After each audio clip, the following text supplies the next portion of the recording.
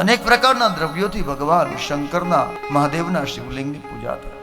મુક્તિ માટે કુશાથી, આયુષ્ય માટે દુર્વાથી, ભક્તિ માટે તુલસી, શમીપત્ર, ચમેલીના પુષ્પથી મહાદેવની પૂજા કરે તો ભગવાન વાહનની વ્યવસ્થા કરી દે.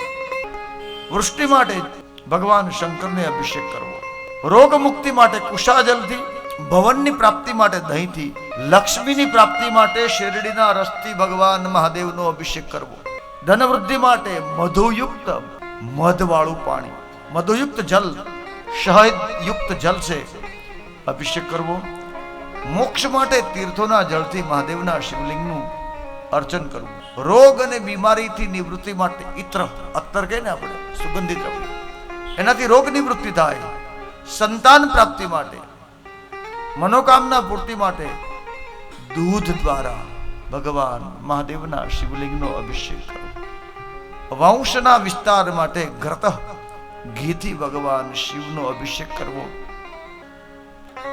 વિવિધ ભગવાન શંકરના ઉપચારો બતાવવામાં આવ્યા.